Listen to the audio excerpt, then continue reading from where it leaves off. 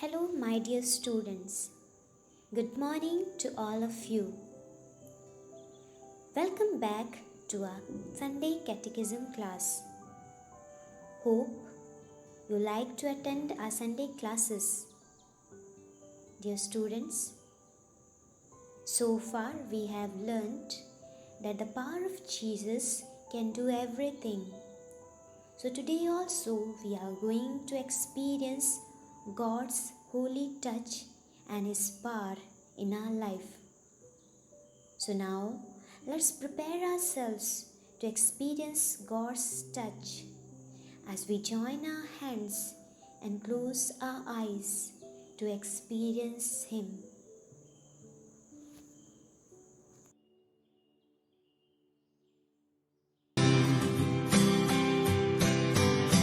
Change my heart, oh God,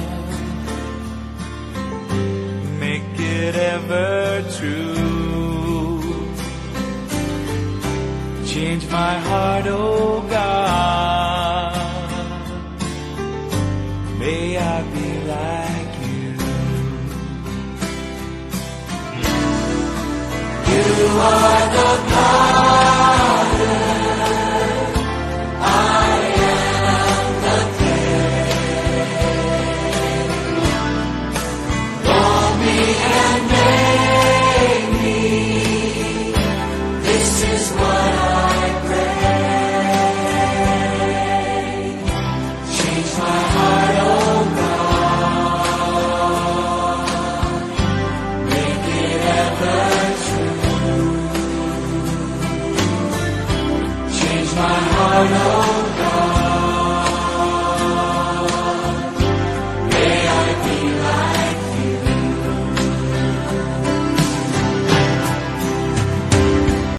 Students, we have prayed to Jesus to change our hearts and make it completely new.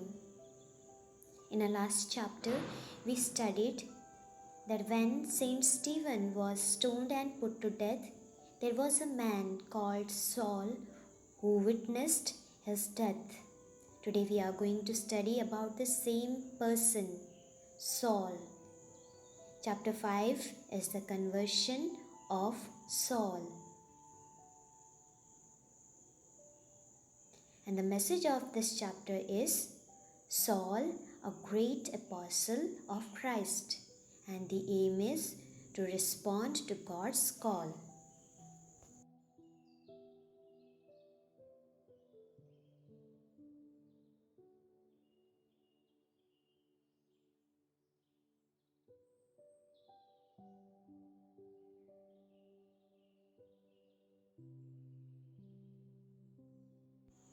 Children, do you know what is conversion? Conversion is the act or process of changing something into a different state or form. Conversion is a change, a complete change, like water into ice, seed into a plant, firewood into ashes.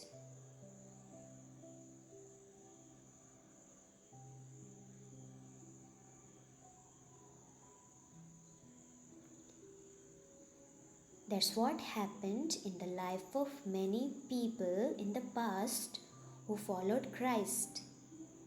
Many saints, religious, laymen and women, each one has a unique story of conversion. One among them was Saul, whom we call now as Saint Paul. So we will learn who was Saul and how he was called as Saint Paul. Saul was born in Tarsus, a city of Cilicia in Asia. He was a Pharisee. He was a proud Jew. He asked the permission from the high priest to go to Damascus and arrest the Christians and bring them to Jerusalem. Saul started his journey to Damascus, and as he was reaching to Damascus, he was struck by a light that made him blind. Jesus appeared to him and told him to be his apostle. Saul was led to Ananias in Jerusalem, where he was baptized and his eyesight was back. Thus Saul the persecutor became an apostle of Christ. Now he was no more Saul, he was now called as Paul.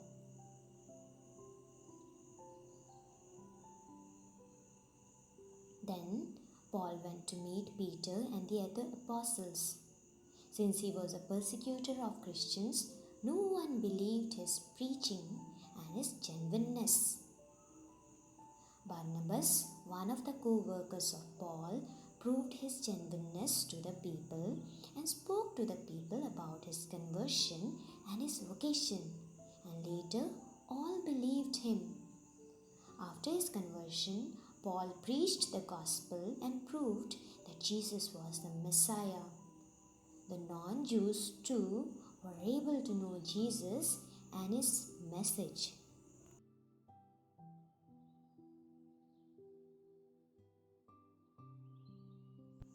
In the Acts of the Apostles, chapter 9, verses 1 to 18, we will see that transformation or conversion is the power of God.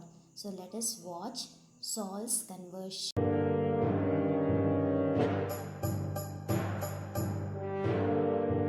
There was a mean man chasing after Jesus' followers. His name was Saul. He was sure that everything people were saying about Jesus was wrong. He didn't believe Jesus had risen from death.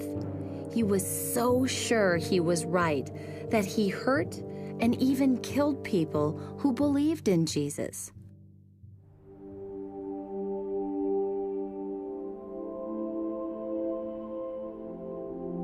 Well, guess what? God wanted Saul to work for him and spread the news of Jesus.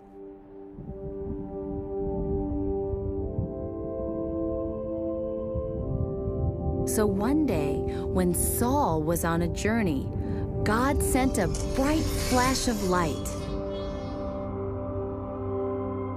It was so bright that Saul fell to the ground. Saul, why are you doing things against me?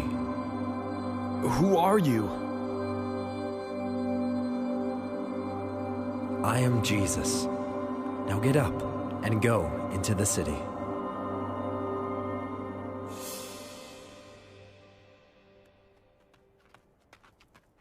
When Saul stood up, he was blind. His friends had to lead him into the city. Saul wouldn't eat or drink anything for 3 days.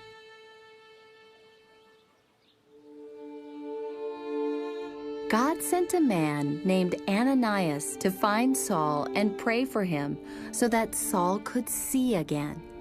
Ananias was scared of Saul, but he believed in Jesus and went anyway.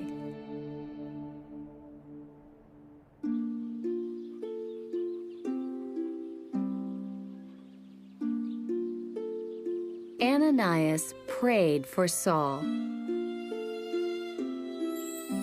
and Saul's sight came back. On that day, God changed Saul's heart to make him kind to those who believed in Jesus. After that, Saul was called Paul, and he began to tell others about Jesus too, and became the greatest missionary of all time.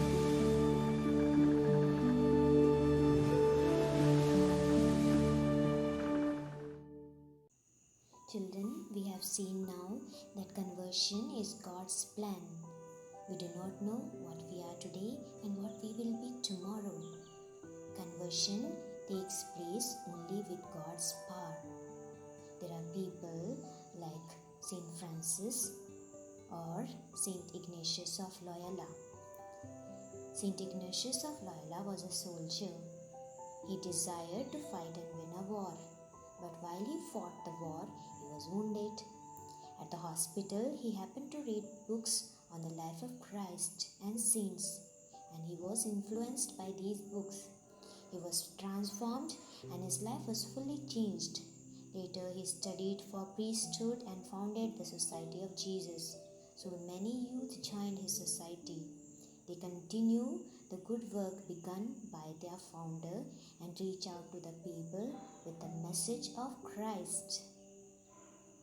Saul wanted to put an end to the preaching of the apostles, but it is interesting that he himself was converted and was made an apostle of Christ.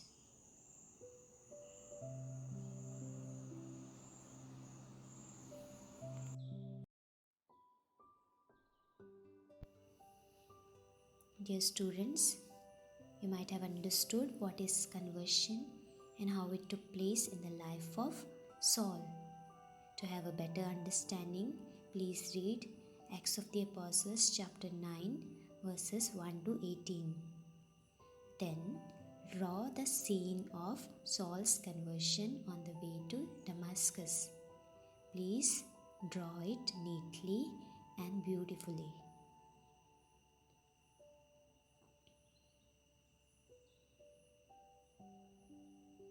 There are some clue words. You have to correct the spellings. And whatever letter you will be putting in the circles will be the answer of the final fill up. Jesus asked Paul, "Why do you dash me?" So you have to write it in the blank.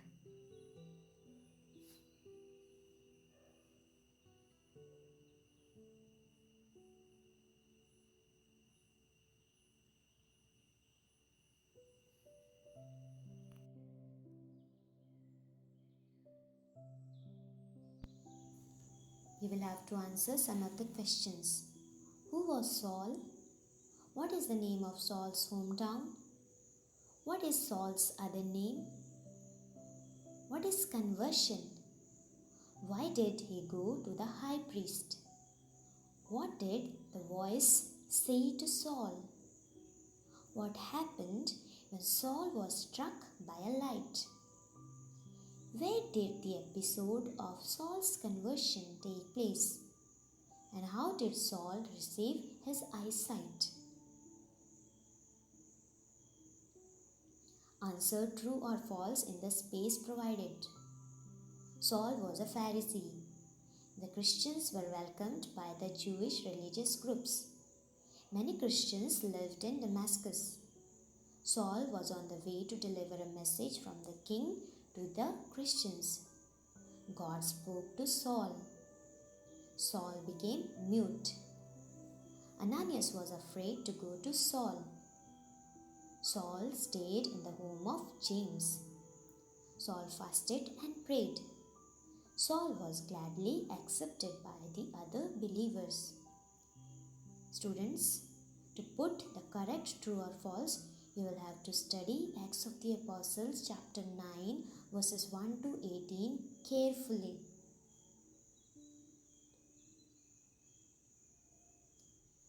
So, as we conclude our class, let us thank God and glorify Him. I wish you all the best and thank you for attending this class. May God bless you and may God keep you all happy.